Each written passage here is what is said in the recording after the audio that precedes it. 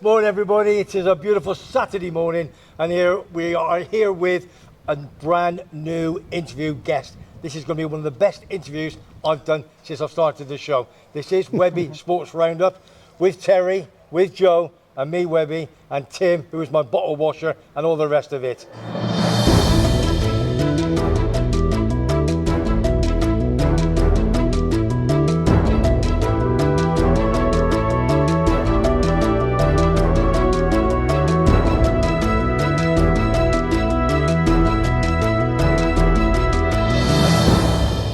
Is that right, Terry? I believe so, according to you, yeah. Terry, good morning to you, son. How are you? Jet Nice to see you. lag. And to you, Joe. Webby, nice to meet you. And nice to meet you too, sir. Likewise. Terry's jet lagged. He's been to, where'd you go, son? Barcelona. With who?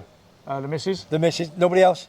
Nope, not that I know of anyway. You only got back last night, didn't you? Half 10 last night. Half 10. Yeah. So you got to pick Joe up, bring him down, and then we're going to have a bit of an interview and a conversation. Sex, drugs and rock and roll, isn't it, you know? Sex, drugs, you're having a laugh, ain't you?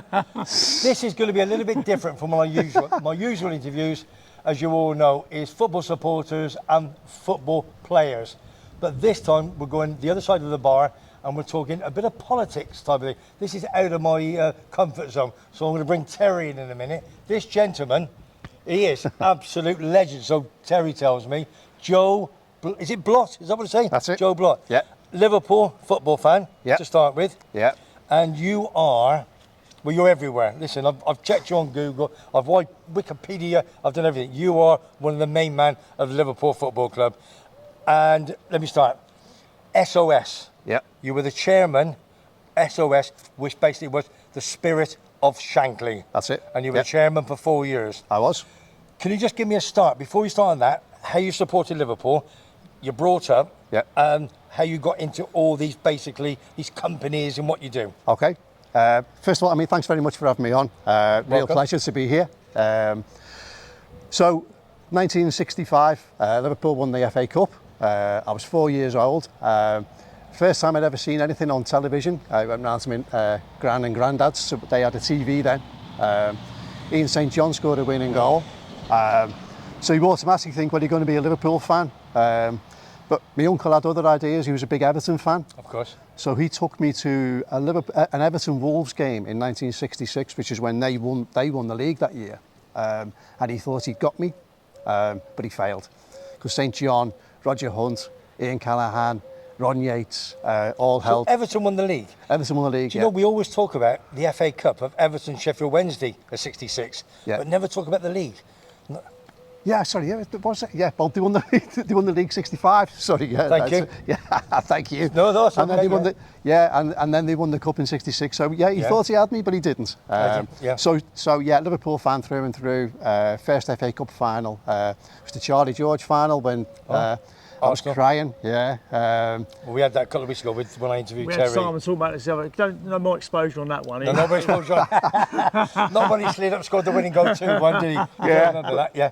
And you know, I do remember an Arsenal fan saying, "Don't worry, son, you'll be back." And in '74 we were, and we won. We beat Newcastle. And then you know, my love of Liverpool is you know, absolute. It's beyond. Yeah, of course.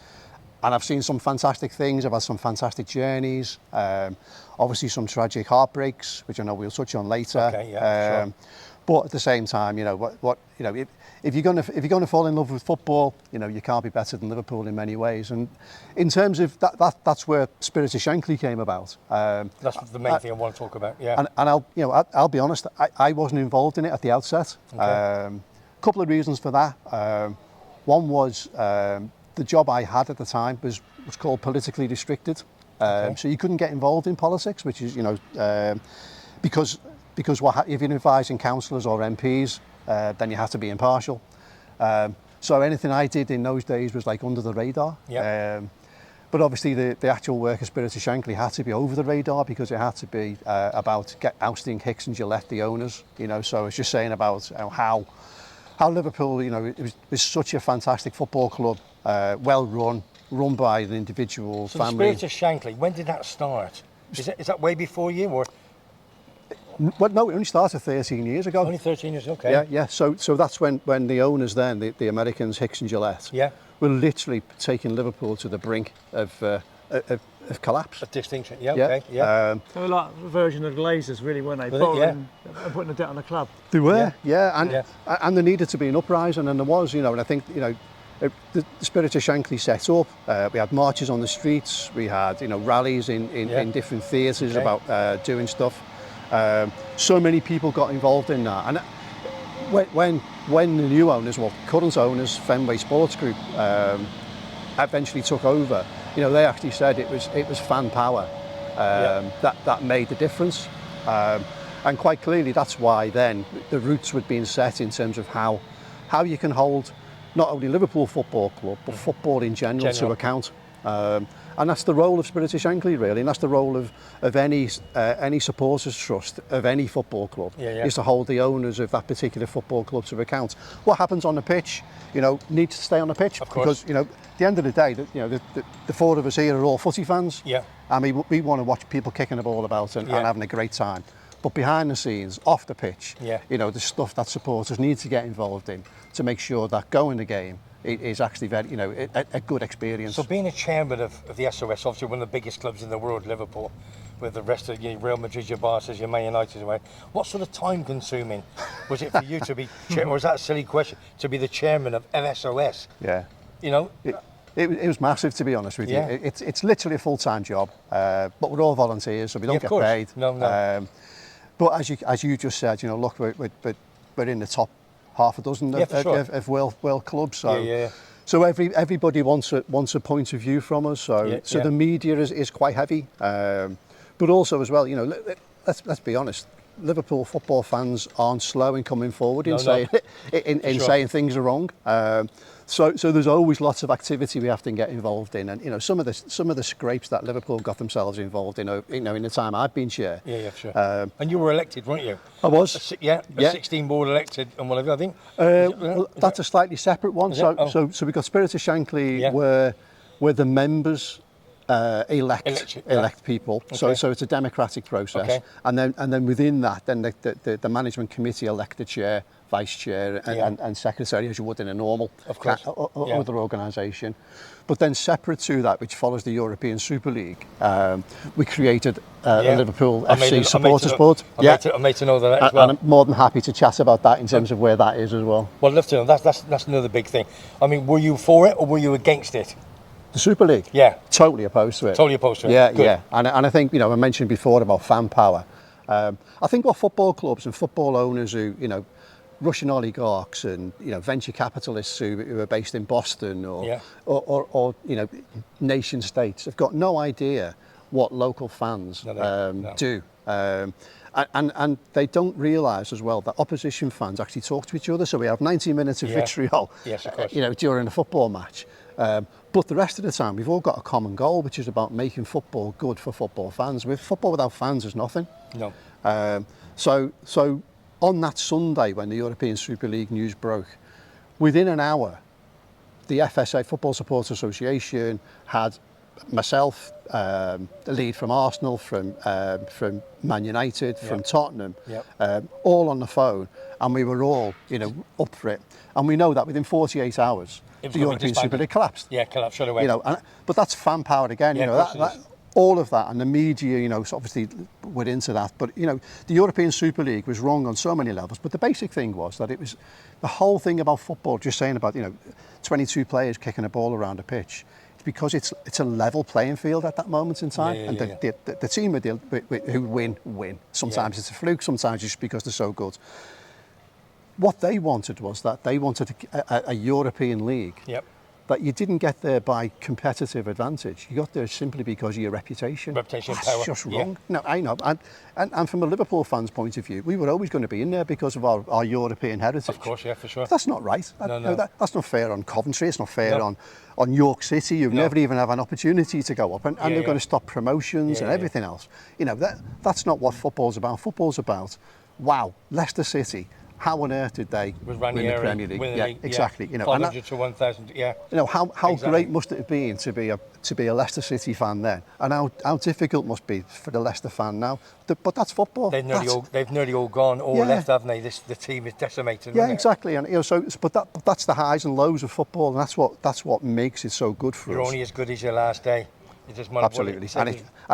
And it shouldn't be simply because of your reputation. I mean, look at Juventus. I was just going to say, but they were one of the big ones. They really wanted it. They pushed it, Juve, didn't they? They've just, in the last week or so, sort of resigning from it. There's only Barcelona and Real Madrid left now. That's all. Yeah, two Spanish big clubs. I mean, Barcelona's got one of the biggest debts in world football. Yeah, we know that. Yeah. At the moment, obviously they want it. Yeah. But it's all about money. It's not going to happen. Yeah. Can I just let me just divert you for one thing with regards to what Terry and I talk about quite often. This gravy train. Yeah. Which you talk about Saudi Arabia. Yeah. Taking a lot of the big footballers over there. I mean, you had the MSL many years ago, but you had all the guys that were 36, 37, 38. But now the gravy train with the Saudi Arabians, with obviously the oil barons, they're paying millions to bring even youngsters over. Even the Silva, the Fulham manager, they're offering him 40 million on a 2-year contract to leave Fulham to go over there because he's got a 6 million get-out clause. Hopefully Everton's got a sell-on clause back in the day, eh? You've got Henderson, 12 million. He's going. He's following Stevie Gerrard. Right, I understand Henderson, right? Henderson's 33. Yeah, of course. What I don't like about it is the fact that obviously he wears the armband when he plays for his country. Yeah. He wears the armband certain 100%. For certain things. Yeah. Obviously, Gerrard's gone over there. Yeah. Gerrard weren't going to go there. No. Because he got pressurised and he sort of pulled out. Do you think so? I listened to Danny Murphy talking about it. Yeah. Okay. And all of a sudden they've come back, big offer, he's gone out there. Yeah. Listen, Gerrard's not a player. He could still probably play in that league. Yeah, He'd be one of the best players, personally. For sure. Henderson's 33. He's not going to play week in, week out for Liverpool. He's at that age now where, as a fan, I don't want him to go. No. But, because he's our club captain. But personally, if he goes, I won't hold no grudges about him going at that age. 12 years, isn't it? But when you see someone like Neves from Wolves, 25 years of age, going out there, and you think, Barcelona are going to try and sign him for 40 or 50 million quid last season. Yeah. He's obviously gone there purely for one thing. Yeah, of course. Right? It's like when Oscar from Chelsea and Ramirez from Chelsea in their prime were going out to play in China. That Hulk was going out to play in China. Hulk, yeah. It disbanded. Whether it's going to disband this thing, I don't know. Who knows? It all depends how much they're going to chuck there, isn't it? I mean, as money. far as I'm concerned, they will miss the Premiership, but the Premiership will not miss them. We've still got the best league in the world, and I think it will stay there. 100%. I mean, they're going to bring, I'm sure FIFA will bring, if they haven't brought it in already, where they can only have so many Arab players playing out there. Yeah, for sure. Yeah. So if there's only 18 or 20 teams in the league, you're not going to get hundreds of the best players in Europe going out there because they won't be able to play. Well, what sort of pitches? Are they artificial, or I've not even watched the game, to be honest with you. No, I mean they have golf courses that are outstanding across the world. So I think all their irrigation is well and truly sorted. I mean Terry's absolutely right. I mean to be clear about Henderson, let's be honest. He hasn't gone yet. No. But B, he is our club captain, and yes. C, absolutely 15 years of greatness for him. He's won everything for us. So anywhere he goes, he gets the blessing. I think the problem with Henderson is, and I think that you touched on it just in terms of the mega money, is that he comes across as a really valued and principled man. Yes, he does. And I think that was part of the leadership that everyone bought into. Yeah. You can't then turn off those values and principles simply because someone dangles a few quid in front of you. No. And I think that's the struggle people have got. So you're right, people at the age of 33, should he be able to go wherever he can? Yes. Should he be able to go to somewhere where he's actually stood up against, the LGBT plus community, the human rights issues, etc.? Well, no, you can't do that, and I think that's the real dilemma. But that's the politics of football. But I think the reality is that money talks, doesn't it? And the thing is, family is a big thing as well. Obviously, with kids, schooling and all those sort of things. But I mean, again, I understand that, and certainly, when we were growing up, footballers had no life beyond football, did they? Had no pensions or anything else. So you understood a testimonial for 10 years, and that hopefully stood them up for life. Yeah, for sure. For the likes of Jordan Henderson, I would think that I don't think his kids or his grandkids will be wanting, given the amount of money he's already on. For sure. He's on what, 200 grand a week, I think. He's in about 200 grand a week, unless he's putting money on WEBBY'S horse tips, then. And he's, You know, what's Tim laughing at? What's Tim laughing at? You're going to stay bottle washing. I'm telling you. You look. Got a mic now. You know, so I'm pretty sure he's never going to be short. And also as well for him in particular. Yeah. If he wants a career in football, I think he's absolutely guaranteed nailed on for a career in football. He'd be a fantastic pundit. He'd be great as a manager. Yeah, he'd be great as a backroom support. Well, obviously you've obviously met him. I've never met him. Oh, you never met him? No. Okay. I'd probably let. Given the role, I think most people think that you actually have access to footballers. I probably have less access to footballers than you three. Oh, gotcha, okay. And in some ways, I quite like that because the problem with doing the role that I've been undertaking is that it's a bit like a magic show. We were talking about magic on the way up. Yeah. Sometimes I have to peek behind. Can you make him disappear sometimes? I have to go home to do that. But you know, it's like a magic show. You love what's in front of you. So I love watching the 22 players on the pitch. Course. But I have to get behind the scenes. So sometimes you don't want to see that. As a football fan, you just want to be entertained. You want to enjoy it. While you're talking, let me just keep thinking of things in my head to ask. When you're watching 22 players and you're watching the foreigners, and I will say mostly it's the foreigners, when they get touched and they go down and they stay down for 5 minutes and they haven't hit the head, nothing's happened and what have you, and you're looking, there's a camera in every corner of the ground now, and you're looking, you're going, what are you falling over for? Yeah. You know, what's your position on that? Because this is what happened with regards to when West Ham won the cup a few weeks ago in the final. Guys in the corner, going down the floor, staying down, and one or two things were thrown. Yeah. I don't think it was like intentional really to be hurt, but obviously he had blood in the back of his head. And the reasons why is because of frustration. He's on the floor, he hasn't been touched. And then obviously he gets the crowd going, then he's had a couple of sherbets and then going. And these sort of things, why are they doing that? In rugby union, I'm a big Gloucester rugby fan, as most people know. Yeah. You've got a referee, 4'2". He looks at you and he says, boom, yellow card, red card. What do? They run straight off. They don't go, why? What have I done? Yeah. It's gone. You know, what's your fan view on that? No, I totally agree. You know, if you're injured, you're injured. If you're not injured, get up. Yeah. Simple as that. And you know, you owe it to the fans. I mean, there's been studies and surveys, hasn't there, that says that you actually, for a 90-minute game of football, you probably see about 45 minutes of football. Yes, you're probably right. Yeah. Because the throw-ins, the corners, the length of time they take. I mean, the other frustrating for me is how long does it take for a goalkeeper to take a goal kick these days? Yeah.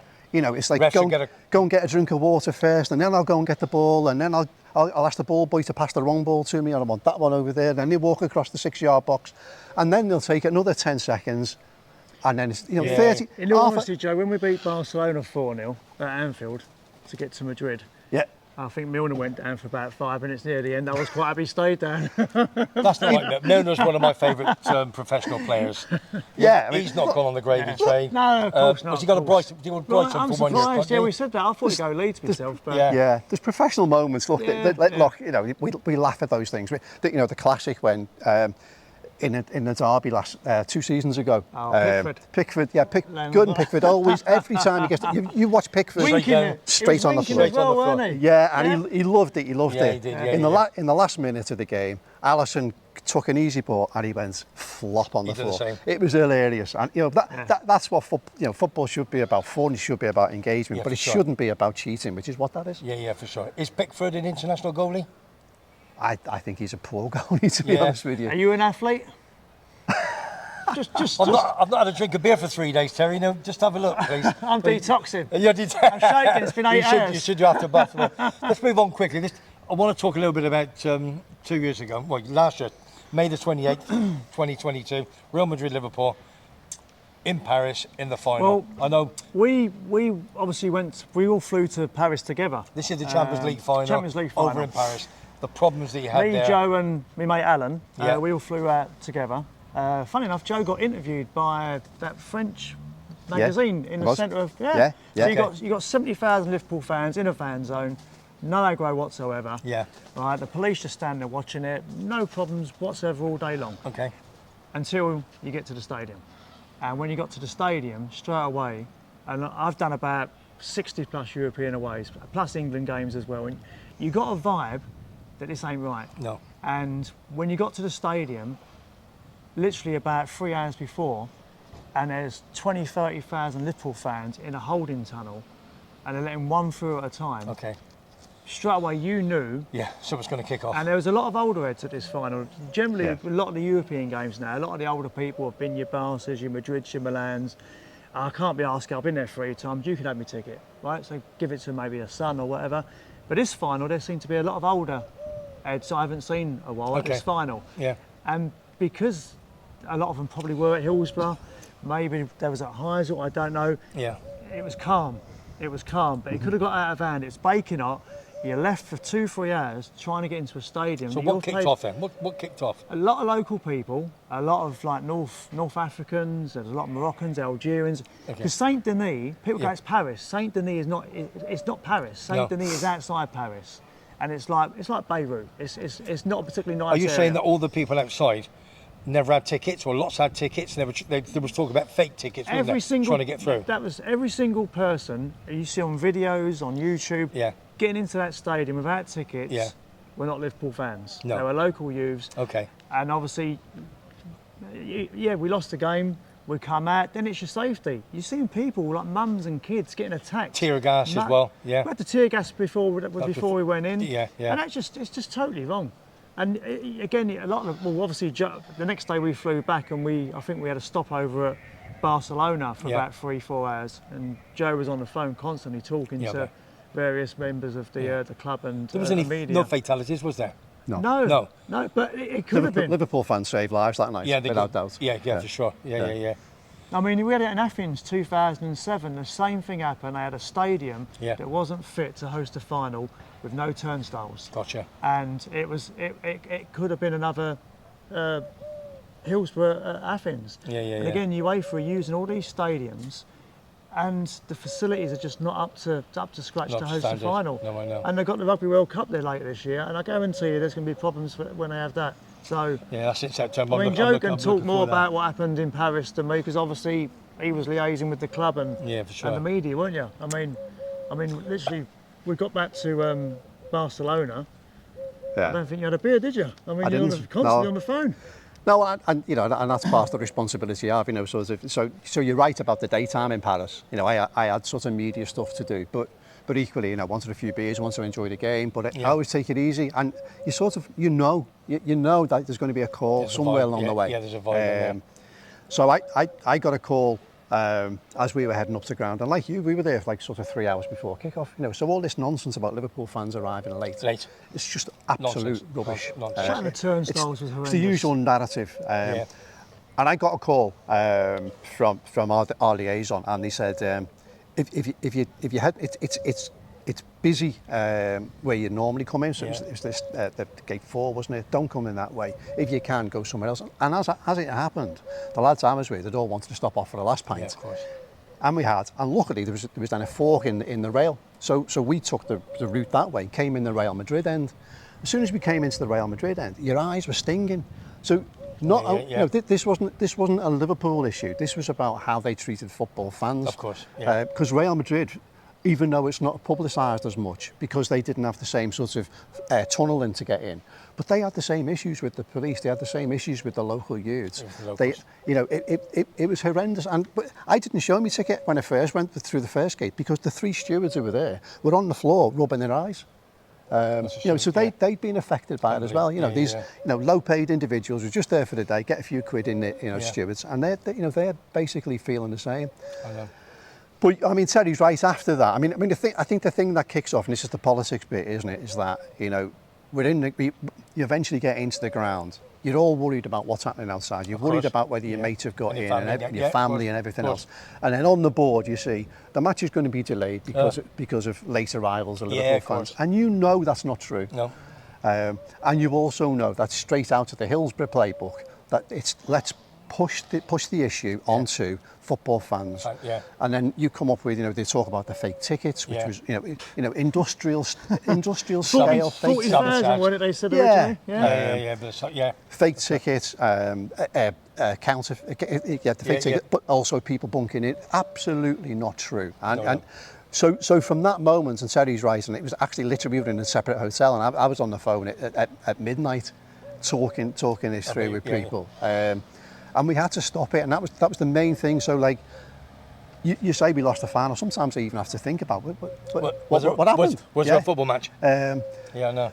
So it was about killing that narrative was the most important thing, and I don't know if you're aware that myself and Ted Morris, who's the chair of the Liverpool Disabled Supporters Association, because this is the thing that I think lots of people see football fans as being something that they morph into at the weekend.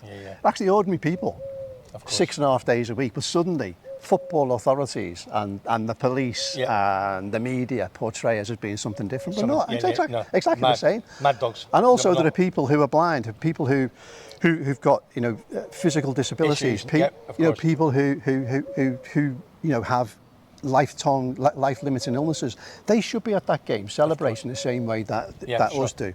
Sure. For them to have that, you can't get in. Imagine being stuck in a wheelchair. Imagine you've got, some walking disability. Imagine you are blind. Imagine you are deaf, and you're stuck in that tunnel. It was horrendous for them. Horrible. So we made a conscious effort that we were actually going to make this an issue as well. We got invited to the French Senate. To speak there. We were the first non-French speaking citizens to speak at the French Senate. Ah, parlez-vous, monnaie de vouche? Should have got me over a jar to you. Well, there was a good reason we didn't take you Senate. Oh dear. And it wasn't your French. You got the French book, that's what it was, your French book there. I knew Tig could speak a little bit, that's for sure. Sacre bleu. Terry, any other sort of issues that you want to get this man to bring up this morning? Joe's obviously mentioned about the disabled supporters, and bear in mind this was the season before last. Now last season, one of our first away games was Ajax away. 60,000 seater stadium, modern stadium. Liverpool fans were just allocated 5 wheelchair spaces. Now, how's that moving on? Yeah, exactly. I think we probably got more wheelchair spaces if we played there 30 years ago. Yeah, for sure. Not good. Again, it's all down to UEFA. That's a good segue, that though, because interestingly, I mean, one of the things that we had is, and this is right about, you were talking at the start about Spirit of Shankly setting itself up as a protest group, rightly so, because that's what it did. Of course. But also it morphs into then something else about getting inside the room to influence. So all of that build-up, you're right, Terry. The way that disabled fans have been treated, wheelchair bays, etc. Literally, this week we've now heard that UEFA have listened. Gotcha. Good. Fantastic.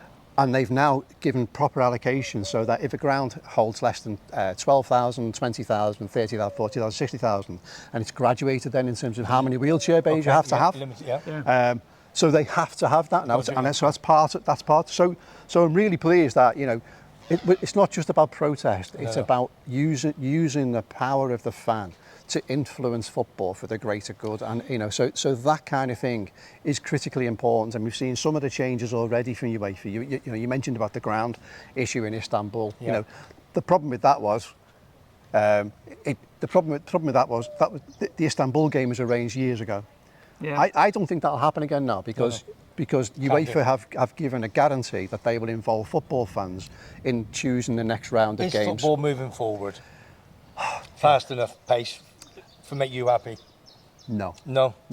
It's very often it's 2 steps forward and 1 step back. 1 step back. Yeah. I think it's UEFA. I think the problem being it's like FIFA as well. I think the people who run football are the problem because. I mean, some of these stadiums now are absolutely exceptional. Yeah, I know. I mean, we went to Madrid.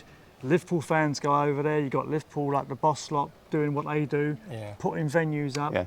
You get 60, 70,000 people. You go on YouTube, you can watch it, right? Liverpool do this. No one's second to none to Liverpool. What they do with the fans, what they do for themselves, organising big events. No problems whatsoever. We had it in Paris, 70,000 in the fan zone, organised by Liverpool supporters. No problem at all.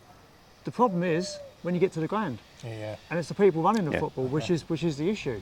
So, but apart from Spirit of Shankly, now you've retired from being. I don't mean that. From obviously being a chair. What do you do now? You must have. You can't just say that's it, sweetheart. I'm not doing anything else. You're in. You've got a few more fingers in your pies, I believe. I mean, I hope as a quick couple of minutes. Go on, I hope my missus isn't watching because she says you need to stop doing it. And I love doing what I do, and I love having that the ability to influence and change. So I'm still on the Spirit of Shankly Management Committee. But I'm the chair of the Liverpool FC Supporters Board. Saw that. Which Which is far more strategic. So the stuff you've just been saying about the problems with the power in football, about the authorities, that gives us an opportunity to plan. So it's not just an issue-based issue. So ticketing for next Saturday's game, that might be a problem. But actually, I'm thinking about, we want to solve the problem of ticketing for 3 years' time. Yeah, for sure. We want kids to be able to go to the game. We want cheaper ticket prices. And not be worried. And not be worried, but actually have access to a ticket as well. Yeah, you of know? course. The pricing's coming down though, isn't it? Well, I mean, it is, and it's this you're saying about, does it change quick enough? So you got away fans, you got £30 away tickets for every away fan in the Premier League. £30, which is fantastic. Yeah. However, Leeds dropped down into the Championship, and they want to charge Cardiff fans £47. Yep. That's Leeds United, yeah. Yeah. Are you watching Leeds United? Get on to this. So the good thing is Leeds United fans have fought against it, and actually there's going to be a reciprocal arrangement to keep it low. Good. But two steps forward, one step back. Good, fantastic. Well, listen, that has been one of the best interviews. I just loved it. Because at the end of the day, it's somebody else talking a lot more than me. Yep. So when I go back to the Done the well boss, there, Joe. I'll tell you. Hey, what was that? Done well there. You've done very, very well there. All I can say is, Terry, thank you for bringing this young gentleman. No, I thoroughly enjoyed it. We're going to have a cup of coffee and have a little chicken mug over. Joe, Webby, it's been absolutely super. It's been lovely. Thank you very much indeed. Well appreciated. It was quiet there, wasn't it, Tim? Didn't say much at all. Excellent. Terry's doing my head now, I tell you. I'm not having him on next week. Listen, this is what it's all about. Having people talk about football behind the scenes. As I said, that side of the pub, this side, a bit of politics. That's what it's all about. There's more than footballers falling on the floor and they haven't been hurt. Webby, forgot to ask him. Go on, quickly, listen, quickly. Are you into darts? No. No. Cut. All I can say is, for Is that me, the right answer or the wrong answer? For me, Webby, on a Saturday morning, Terry, my number 2, from Joe, absolutely fantastic. For me, Webby, enjoy your day, and I'll speak to you soon. Take care.